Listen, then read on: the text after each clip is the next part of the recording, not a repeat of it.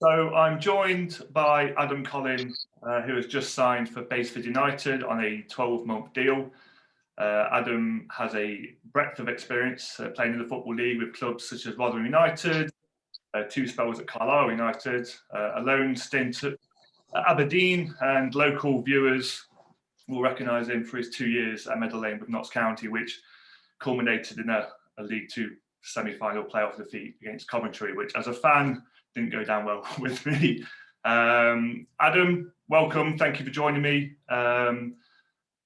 Formally introduce myself. I'm Marc Williams. I'm club journalist. And yeah, welcome to Basford United. How's your first few weeks been, and what have you been up to at the club? Yeah, it's been good. Been delighted to join, and I've been busy coaching really. Coaching the goalkeepers, the academy goalkeepers, the first team goalkeepers before we stopped for the summer break. So yeah, we've been really busy with all those different age of goalkeepers. Yeah. Right. You obviously know manager Steve Chettle from your time at Notts County in the backroom staff. What discussions did you have with Chetts before you signed, and what was it that tempted you to join Basford? I understand you were at Kettering in the National League North beforehand, and I assume you spoke with Chetts, obviously, and Chairman Chris Monroe ahead of you signing. So what was it that tempted you to the club?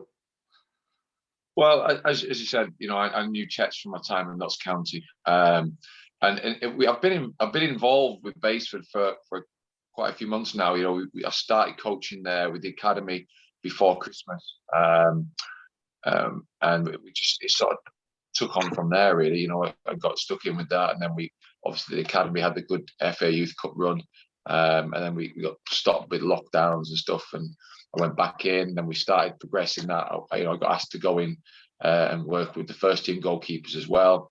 So before we even got to any sort of discussions, I was in coaching and working with the academy goalkeepers and the first team goalkeepers. And then obviously my season at Kettering got curtailed, due to COVID. So I was looking for a new club.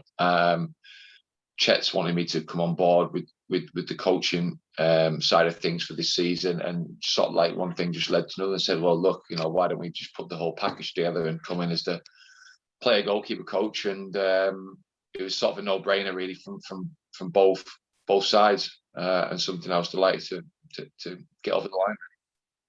And you mentioned there, I mentioned earlier in the conversation, you've signed a 12-month deal with the club, and you mentioned there you're kind of doubling up your role as both a keeper and a coach. You're working alongside existing trainer in Graham Roger. Can you just give us an idea as to what you envisage the next 12 months to be, what it looks like from your perspective? From my perspective, during the day, we'll be working with the academy goalkeepers.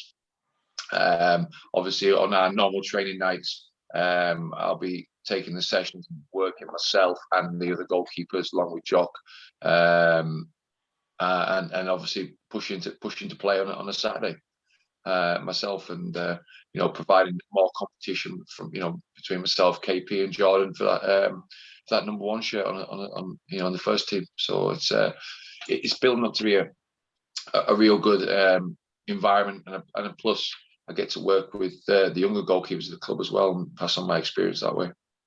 Yeah, you talk about the academy there. Obviously, you've done a lot of work with the young lads since you've come in. They've obviously just come off that fantastic FA Youth Cup run, ending in a defeat against Premier League West Bromwich Albion.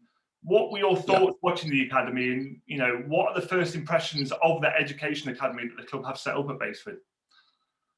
I think it's fantastic. I think it's something that's developed over the last few years into a really good option for players in around the local area to go into, and you can see the success rate. They played a friendly against Kimberley the other day where 9 of the academy players were involved in the first team, and I think it's something, the level of coaching they're getting, the opportunities they're getting, the clear pathway from the academy to the first team environment is there for everybody to see, along with obviously the facilities and the setup. So it's a fantastic fantastic academy, and something that's just getting better and better each year. It sort of develops, so it's good to be part of.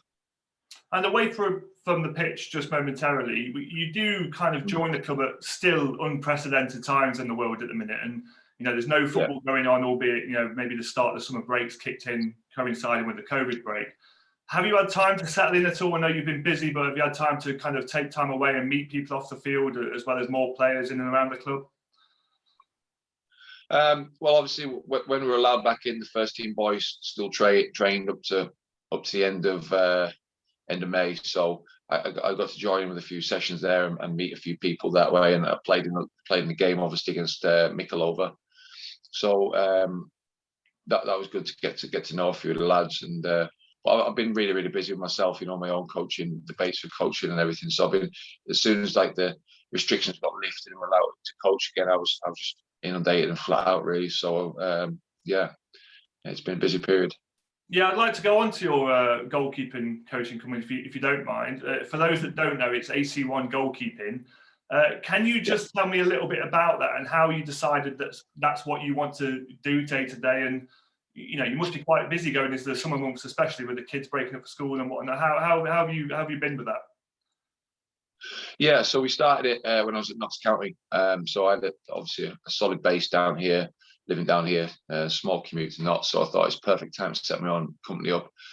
We started really small. We didn't really advertise it. We just word of mouth, and it's just grown from 10, 20 goalkeepers up to something that's ridiculously big now. We've got 6 coaches plus myself work for me, and we coach up to 130 goalkeepers each week, and we've sort of become a central hub for all the grassroots goalkeepers in and around Nottinghamshire and the bordering counties to travel to receive this goalkeeper coaching. And we've also become like central hub for all the professional teams around to come and get goalkeepers for their academy teams. We've put goalies into Sheffield United, Derby County, Nottingham Forest, Mansfield Town, Lincoln, Nottingham Forest, all the teams in and around the local Leicester City. So it's something that's grown and is still getting bigger.